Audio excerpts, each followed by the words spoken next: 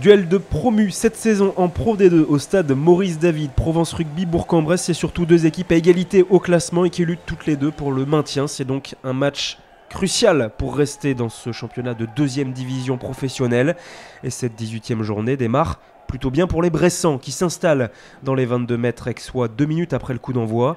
On part dans le petit côté, Mathis Viard qui décale Benjamin Doigt, le cadrage débordement, le plaquage manqué et puis le jeu surtout qui est très rapide au sol. Et c'est Fabien Perrin qui feinte la passe et marque le premier essai de la partie. Un essai qui n'est pas transformé, 5-0 pour Bourg-en-Bresse, mais Provence Rugby réagit 10 petites minutes plus tard avec le bon travail de Bézi qui décale Zambelli. L'ailier aixois retrouve Loki Monroe stoppé à 5 mètres. On retrouve encore Thibaut Zambelli, mais cette fois-ci il se fait arracher le ballon par les Bressans. Action avortée. 5 minutes plus tard, Provence Rugby s'en remet donc à sa mêlée. Et cela s'écroule sur le côté gauche bressan. Pénalité pour les aixois. Première tentative pour Florent Massip, réussi. Il réduit l'écart, 5-3 pour Bourg-en-Bresse. Mais la discipline, c'est là le petit point faible des Bressans dans cette entame de match. Le duel est malheureusement perdant pour les joueurs de l'Ain. Pénalité pour Provence Rugby, une nouvelle fois convertie par Florent Massip. 6-3. Les aixois prennent la tête du match pour la première fois et même s'ils terminent la première période à 14 après ce carton jaune pour Narumassa coupable d'un mauvais geste, c'est tout de même Provence Rugby qui mène à la pause.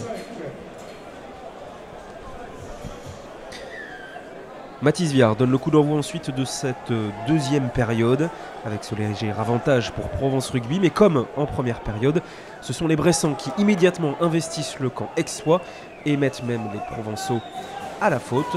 Et Mathis Viard s'exécute avec cette pénalité réussie. Il redonne l'avantage à Bourg-en-Bresse, 8-6.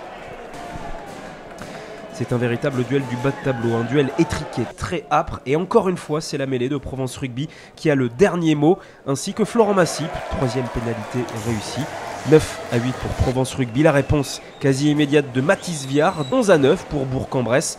Mais les choses s'accélèrent véritablement après l'heure de jeu pour Provence Rugby. Loki Monroe, la longue sautée jusqu'à Bureautou qui passe les bras pour Thibaut Zambelli. Il est bien repris par Fabien Perrin. Mais finalement, c'est la faute au sol du numéro 7, Loïc Baradel, qui empêche la libération du ballon. Clairement, il ralentit le ballon volontairement. C'est un acte d'anti-jeu. Carton jaune pour le 3e ligne Bressan. Et immédiatement, Florent Massip redonne l'avantage à Provence Rugby, 12-11. Les Bressans vont essayer jusqu'en toute fin de partie d'essayer d'inverser la tendance. Mais la défense provençale va tenir bon.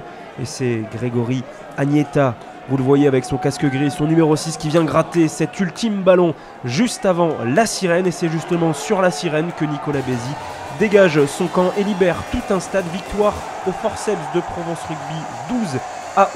Bourg-en-Bresse se console avec un bonus défensif bien mérité.